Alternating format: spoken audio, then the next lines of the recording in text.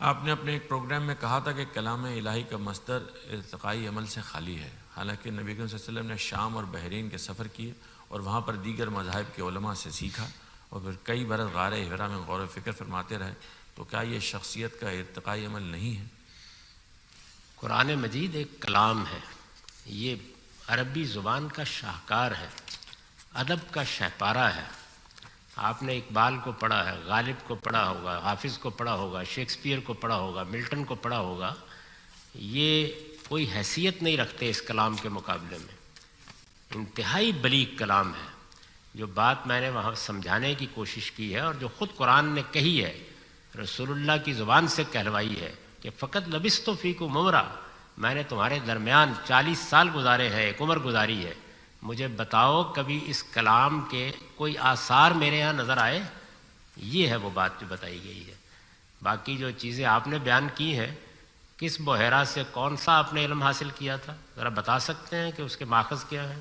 اس طرح کی باتیں بالکل بے معنی ہیں۔ غار حرا محض ایک افسانہ ہے، کوئی حقیقت نہیں اس کی۔ اللہ تعالیٰ نے پہلی وحی کے واقعے کو خود سورہ نجم میں بیان کیا ہے اور پورے واقعے کی تردید کر دی۔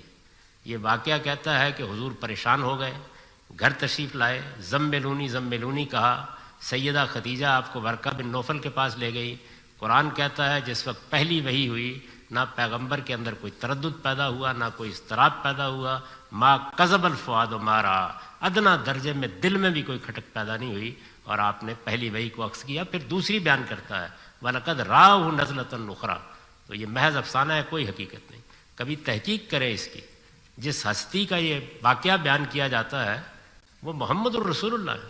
آپ کی زندگی کا سب سے بڑا واقعہ یہ آپ نے کبھی بیان نہیں کیا، پورا ذخیرہ خالی ہے حدیث کا اس سے۔ رسول اللہ نے یہ غار حرا کا نام بھی کبھی نہیں لیا، کبھی یہ واقعہ بیان نہیں کیا۔ سیدہ خدیجہ جو اس واقعے میں سب سے بڑی ہستی کے طور پر سامنے آتی ہیں، انہوں نے کبھی یہ واقعہ بیان نہیں کیا۔ سیدنا ابو بکر نے کبھی یہ واقعہ بیان نہیں کیا، سیدنا عمر نے کبھی یہ واقعہ بیان نہیں کیا۔ سیدہ عائشہ کی بڑی بہن ہے اسما، وہ ان سے 10 سال بڑی ہیں، انہوں نے کبھی یہ واقعہ بیان نہیں کیا۔ یہ تو بہت بات کا افسانہ ہے جو صوفیوں کے زیر اثر بنا اور اتنا مقبول ہو گیا ہے کہ اب یہ بتانا مشکل ہے۔ تو گھر میں جا کے اور ذرا کبھی موقع میسر ہو سکے تو میری تفسیر میں سورہ نجم کا ترجمہ پڑھیے۔